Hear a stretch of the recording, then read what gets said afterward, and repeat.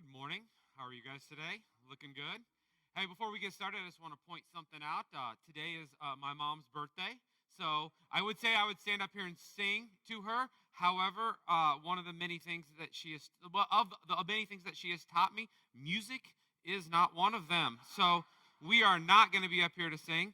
However, if you see her today, make sure that you wish her. We are just so thankful for all the great things that she is such a blessing to us in our lives. She's a great mother and a great grandmother, and we're just so happy for her. So wish her a happy birthday here today when you see her before you leave.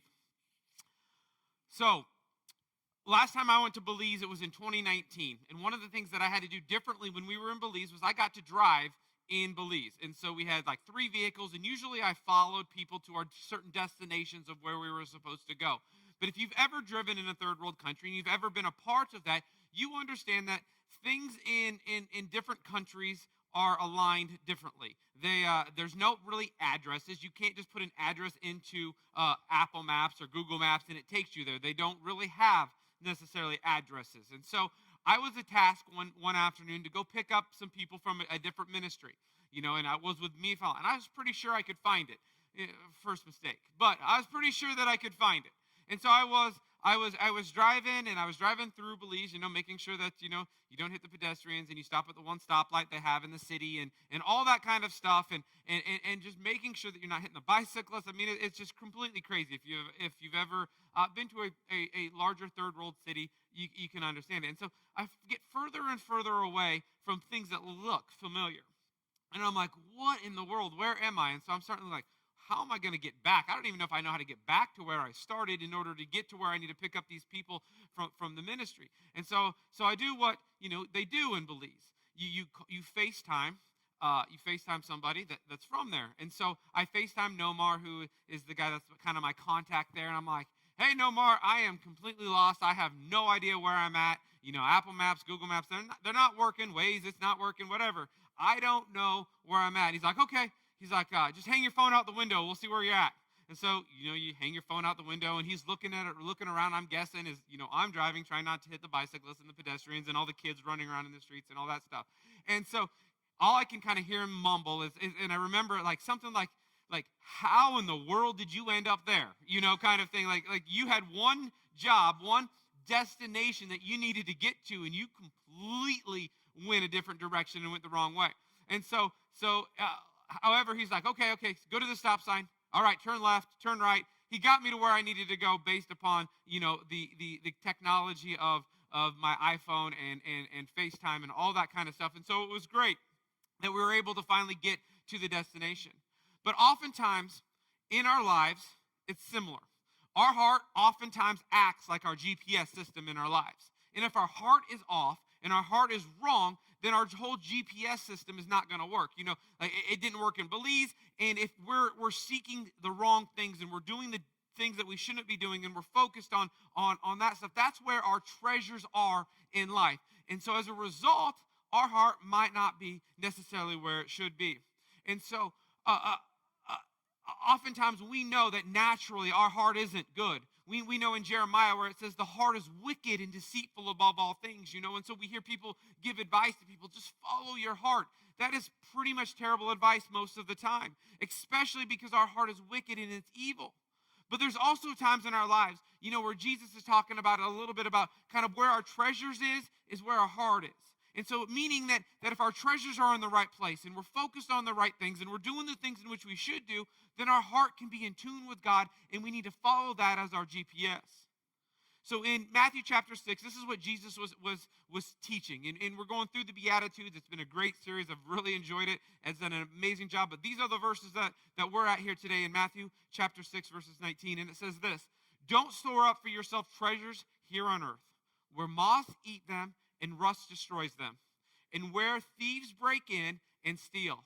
Store your treasures in heaven, where moths and rust cannot destroy, and thieves do not break in and steal. Wherever your treasure is, there the desires of your heart will be as well. You see, there's a relationship between the things in which we seek and the things in which we have, and where our heart is and what we pursue in our lives. And I was going to mention this later, but the thing is I heard a pastor say once, you show me your calendar and your checkbook, and I will show you where your treasures of your heart is. And I will show you what the thing that you prioritize in your life, and I will show you the things in which you deem as important in your life. And you see, in this context of what's going on in Jesus' teaching, is he's trying to revolutionize some stuff. He's trying to change the way that people think. And so what people thought in that day when it came to physical wellness and physical wealth and materialistic things, they figured that you had strong favor with God. And you see, we can illustrate that necessarily when we look at different ways in which the Bible, the context of things that are going on in that time frame. And so the disciples were walking one day, and they said this to Jesus. They said, as Jesus was walking along, he saw a blind man that had been blind from birth. Rabbi, his disciples asked him, why was this man born blind? Was it because of his own sins or parents' sins? It was not because of his sins or his parents' sins, Jesus answered. This happened so the power of God could see him. You see, there was this idea at this time that if bad things were happening to you, it was because of sin in your life. Now listen, there's sometimes the natural consequences of sin leads to destruction and damage and consequences like that. But to really think that you have a physical ailment as a result of just some unconfessed sin in your life, it's completely crazy. But that's what the thought process was at this time. They thought because the person was born blind, then therefore they must have either their family sinned or they sinned. But that's not what Jesus is saying at all. And so there's also that Pharisees at that time, they looked at wealth as, you had God's favor in your life. You were rich and you were favor and you were his chosen. It was kind of like a God giving you a compliment because you had all this materialistic goods in your life. And materialism at that time was maybe a little bit different than here, but really not. I mean, they looked at people who dressed and wore jewelry and had all that kind of stuff as wealthy. If you did that and you presented yourself that way, then you were looked upon as that was God's favor in your life. Or if you were into agriculture, if you had bins and bins full of agriculture, of grain and all that kind of stuff so that you could survive the famine, you were looked upon as favorable because not only would you do that, is when a famine came, then you would turn around and you would sell that at a rate which would give you an abundance of wealth along those lines. So those are ways in which materialism kind of ran itself rampant in that day of frame. Days of frame. We also see it in Job. You guys, probably a lot of you know the story of Job. But if you know the story of Job, Job was wealthy and he was blessed. And there was that story where Satan comes to God and God, they're like, hey, my servant Job will never ever won't turn your eye. It's only because you've blessed him and you've given him all the stuff. And so this conversation takes place and Job loses all of his stuff. And then loses his children. His wife tells him to curse God and die. But if you've read the whole story of Job and you realize that some of his friends that he had there, they were just telling him, listen, Job, you must have done something really bad to lose all this stuff. You must have sin in your life. And so for chapter after chapter, his friends are like, hey, you must have done something bad. You must have done something wrong. Because there was this idea and this mindset that God's favor has to do with your materialistic goods. And if you lose your materialistic goods, therefore you must have sin or something wrong in your life, and you've lost your favor when it comes to God. And so we have this battle that rages in at all the times, and it's our flesh versus the spirit. And our flesh wants what we want, and we are naturally evil. We were born evil. We are born sinners. We don't have to teach ourselves how to be like that. We want what we want, and that's kind of the flesh in our lives. But when we have Jesus into our lives and we start to focus on the spiritual things and we allow the spiritual stuff to take away our fleshly desires and we start to focus more on him, that's what Jesus is kind of talking about when he talks about where your heart is where your treasures are. Where your treasures are is where your heart is. And there's that correlation and there's that relationship there that you can't have that way. You see, we live in America, and America, their God is materialism. I mean, I want you to think about this for a second. Our God is we accumulate things, and we accumulate stuff. the amount of storage space that is needed to host our extra stuff because the houses in which we live in and the places in which we live can't hold our stuff.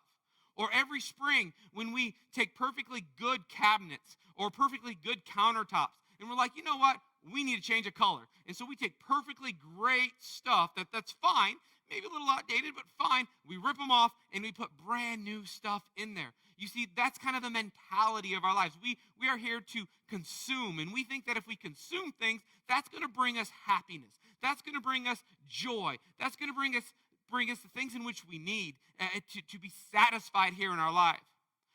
And the bottom line is this, is I'm not here to tell you that material things are bad, because that's not what I'm saying. But it's where your heart is if it's bad. Is your goal in your life to consume and to get as much as possible stuff in your life, to get all the accolades, to have power in your life, to have money in your life, to be successful in your life? Is that what your ultimate goal is in your life? Is that what you are right now pursuing as your treasure? Or is it the spiritual things? When I was a kid, I was born with atrial septal defect, which is a hole in my heart. And so when I was 3, I had to have open heart surgery, okay? And so as a result of that, I still have to go to the cardiologist every couple of years to get EKGs and ultrasounds and all that good stuff for them to kind of look to make sure that everything is good. You know, I have to kind of go in for a heart check. So today, we're all going to go in for a heart check. That's kind of what we're going to talk about. Like, is your heart where it needs to be? Is your heart pursuing the things in which you need to be pursuing in your life? So number one, having a healthy heart means this. You're focused on spiritual values. Meaning in your life, you are completely focused on the things of God. You are focused on the important things that you need to have in your life. The spiritual values, the good stuff. You know, maybe you start your day with morning reflections and devotions with God. Maybe you end your day. But sometimes through the day, you are focused on some spiritual values where it's kind of an away time for you to get with your Savior, with God, read the verse of the day, read a Bible plan on YouVersion, you know, get with other people. But somewhere along your day is a time where you're focused on some spiritual values to make sure that your heart is in tune with your Savior. You see, time is our biggest asset and our biggest resource. We never have enough time, and we never are going to get more time, and we're never going to get necessarily less time. We have a certain allotted amount of time each and every day. And what we use our time for is kind of our biggest asset, our biggest resource that we can have. So it's important that during those times that you are focused on spiritual values. Maybe you need to integrate your spiritual values into your life, your daily life, as you go to work, as you do different things, as wherever you go, work, school, jobs, friends, whatever you're at, you're integrating different spiritual values into your life. And so that people can see that there's a difference in you. They can see that necessarily there's something that is different. You have a light. You have something that's going on. You have something different. And it's just not because you're standing up and preaching all the time, but it's just because of the way that you treat people. It's the way in which you talk and you interact. It's the way that you control your anger. It's the way that you allow God to consume you from the inside out. And so you've integrated spiritual values into your daily life. Maybe you just kind of pray throughout the day. You know, the Bible calls it, we got to pray all the time. But maybe it's just a sentence. Maybe you're walking through the day and something pops into your mind and you're like, God, would you just be with this? God, I know the situation is tough for so-and-so. Would you be with them? It's simple, but it's a ways in which we can connect and we can make sure that we are focused on our spiritual values all the time. Maybe for some of you, it's you are so busy with all the things that you have going on in your life. Maybe you need to rest and say no. This last week, I just preached a sermon on Elijah. And we talked about depression and different things and how Elijah dealt with some of that stuff. And one of the most spiritual things that Elijah could do at that time, after he was, after he was just battling Jezebel, and he was kind of all depressed, sitting under a tree saying he just wished he could die kind of thing. And what did he do? He rested. He got away, and he rested because the battle is long. And you have to understand, sometimes the most spiritual thing that you can do is rest. Sometimes saying no to something that's good so that you can say yes to something that is great. uh, uh, focusing on spiritual values, make church attendance a consistency, a priority. Make sure that you're involved in church. It's so important that you're involved and you're getting fed, and that you are here and involved in church. It's so, whether you're online or whether you're here, it is so incredibly important. I mean, if Jesus calls his bride the church, and Jesus died for the church, and he gave his life for the church, and he did that, would not that mean that the church is important and the body is important? It's important to be involved in church. Maybe you need to find community of like-minded individuals where you can share your thoughts and you can share your concerns, where you can be built up and encouraged by one another. Maybe it's a Wednesday night Bible study. Maybe it's a different Bible study group or a different small group. But maybe if you want to focus on spiritual values, you find that kind of community that can build you up as well. And last, make sure you serve, and serve. It's important that you give, and we're going to talk about that here in a second, but serving is giving. But that doesn't mean that just because you serve means that your heart's in the right place. Sometimes we serve out of the wrong reasons. We serve out of obligation. We serve out of what other people will think. We serve for the wrong reasons. And it's important that we don't fall into that trap, that we say yes, and we're serving Jesus, and we're doing it all for the right reasons. One of the things that was hard for me when I was in college was, this is going to sound probably insane, but in Bible college, we read the Bible a lot, right? A lot. So to read the Bible, not to accomplish this assignment or to write the paper or to study for the test, it was hard to allow the Word of God just to kind of infiltrate my soul in my life at times, because you were so focused on the tasks at hand. You were so focused at accomplishing what needed to be accomplished that you didn't just kind of stop and rest and be filled, which I know kind of sounds crazy, but I remember that. Sometimes, it was hard. We were so busy doing things that it was hard for us to be with God. So if you want to have a healthy heart, make sure that on your daily life, you're focused on spiritual values. Next, having a healthy heart means that you are focused on eternal things. You see, we're all going to live somewhere. I need a little help. This is going to look a little funny on the illustration, but I need a little help. Jackson, Carter, one of you come up here. Yep, congratulations. You get to be a part. I hope you dressed appropriately. Come on up here, Ron. Ooh, look at him move. Quickness. I want you to take this end right here and go all the way. So I want you to envision this, okay? I don't know online you can't see this. I get that. You can't see how long this string is. But I want you to think about this. This is eternity, all right? And I know it's not a perfect example because there's an end, all right? I get it. But right here, kind of where between my two fingers is a piece of tape, okay? That is our life. That is where we are at. And I want you to think about the focus that we put on this amount of time and this amount of substance when all the way through eternity is what matters. This is what we live for. This is why we buy. This is why we buy the things in which we want and we desire, because we want to please ourselves during this one little time frame of our lives. But when it comes to it, eternity is so incredibly long. And that's what God was trying, and that's what Jesus was trying to teach us here, was that you need to focus on eternity because that's what's important. Not right now, not this little piece of tape. Thank you, you can sit down. And so, not this little piece of tape that matters. It's this whole long thing that you have to do in your life. And you see, what's really important is, what are you seeking in this life? Are you seeking success? Are you seeking power? Are you seeking money? Are you seeking materialistic things? What is it in your life that is consuming you? What are your desires? What are the things that you are wanting now that are just going to fall away when it's done? That aren't going to matter in eternity. What things are you trying to do? Listen, you should enjoy the things in which God has blessed you with, 100%. You should do that. And it's not wrong to be rich necessarily at all. And money is not the root of all evil. The love of money is.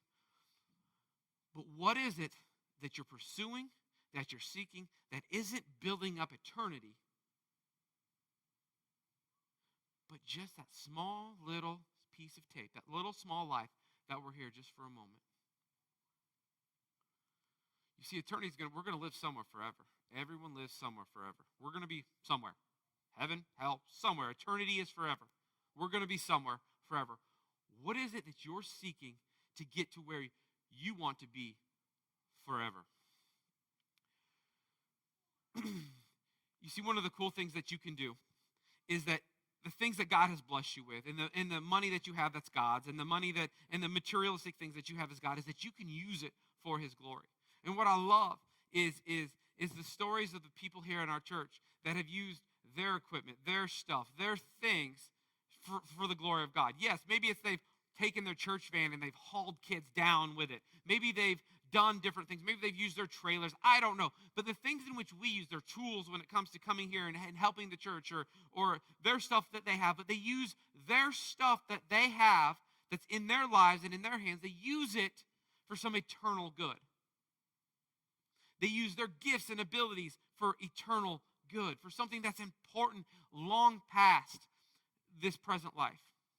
You see, one of the things in which I feel like I'm gifted, or that's in a stage of my life, is being involved in youth sports. It's what I've always enjoyed sports. If you've known me from a little kid, I've loved them. I've always have loved sports. And so now my kids, they love sports as well. And so we go and I get to be involved in some of their youth sports, so that I get to coach them. And it's not necessarily because I don't love the sport, because I do, because that's where I'm at. But what I also love is the opportunity that I have to build relationships with other people.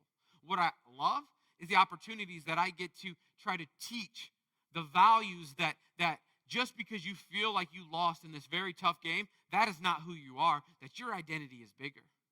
Maybe it's the relationships that I get to build with the parents, and knowing that conversations are going to take place, that eventually you may have to foster a relationship for years and years and years in order for a conversation to take place. I had a friend of mine that I've coached with him since Jackson was 8 years old. And just this week, and we've talked briefly about spiritual things along those lines, but this week he went out, he's in Italy right now, which is awesome, right? He was in Italy, and he texts me, he just got done touring the Vatican. He goes, we need to have a talk about religion when I get home. And I'm like, absolutely, we can do that. But it was that investment that took place. It was using the things in which I have, my time and my abilities and my resources, that kind of fostered that relationship and allowed him to think, I need to go. I know he'll know the answer. I know he'll talk to me about this stuff, to kind of be able to have that conversation. And you guys can do the same thing in your lives as well. Allow God to use you, and put you in those situations where you can use your gifts, your abilities, your treasures, your things for His kingdom, your talents for His kingdom. That's putting treasures in heaven, because that's ultimately what matters. Number 3, having a healthy heart means that we're focused on having generosity and gratitude. You want to combat materialism in your life? Give. You want to combat materialism in your life? Be generous. Give. You want to show that money doesn't consume you and your things don't consume you? Be generous. Give. And what I love is, some of you are Dave Ramsey fans, and he talks about how these baby steps can help you, get out of debt and have a budget and be smart with your funds. And absolutely, all his stuff is great stuff. But we often don't talk about his number 7 in there. And his number 7 is, you're building wealth so that you can give like no one else, so that you can give of your resources, so that you can be generous when it comes to that kind of stuff. And it's important that we understand that battling materialism, battling the things that consume us in our lives, sometimes the antidote, the prescription, is being generous and giving and making sure that stuff doesn't have our heart. That might mean that you lend your car for a youth retreat and it comes back and there's a mess in it. We try not to, but kids are messy, right? And you're upset because it has a little smudge on the seat, and this is your baby, and this is your pride and joy.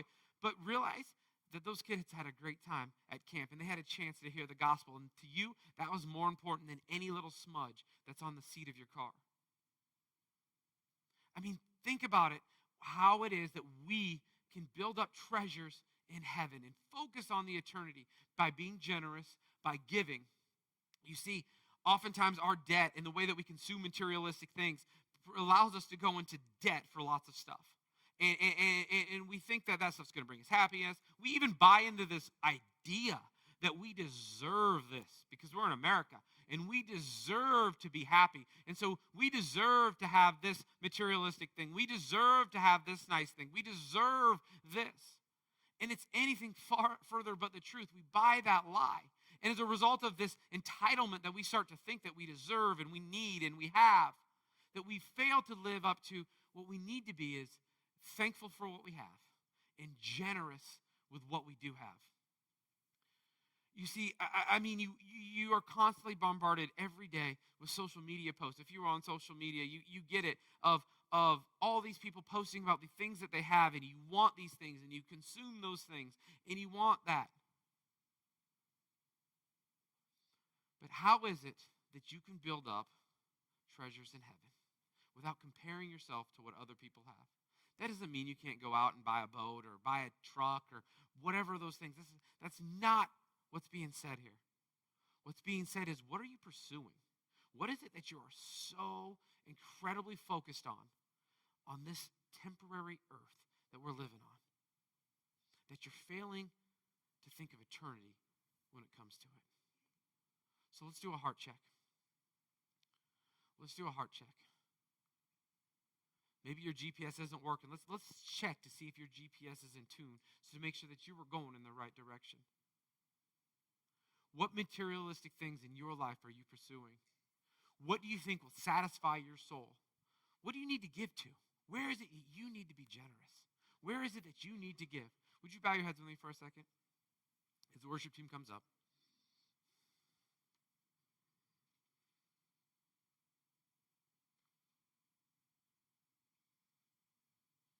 Maybe you're here today and you're not satisfied with the stuff that you have. Maybe you've taken the blessings in which God has given you and the resources in which he has given you, and you've kind of taken for granted. And I know we're coming up on Thanksgiving, and you probably sit around the table and you say what you're thankful for. But maybe right now, you need to stop taking something for granted. And you need to be thankful for something that you've been given. Maybe you're here today and you've been pursuing something that's just a little off. Maybe not crazy, but just a little off. Maybe there's something you need to give up in order to pursue the things of eternity. Maybe there's sin in your life that you haven't quite taken care of yet. Maybe there's things in your life that you just know aren't quite right. But what I love and what we believe and what we know is true is that Jesus is just and faithful to forgive us of our sins and cleanse us from that. But you got to confess.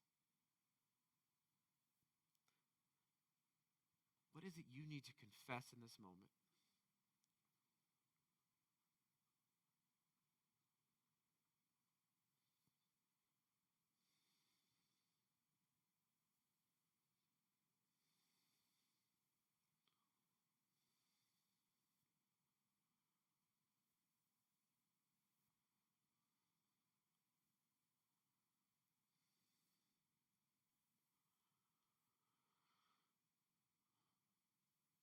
Father God, we come before you today, and we know that we live in a world that's full of materialism.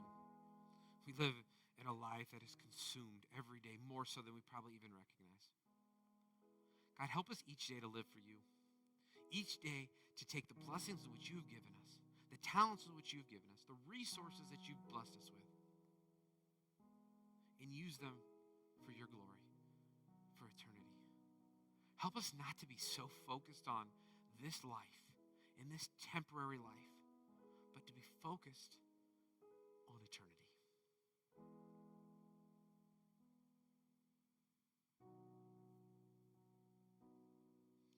God, help us to give, help us to be generous, help us to focus on the spiritual values each and every day to make sure that our heart is in the right place.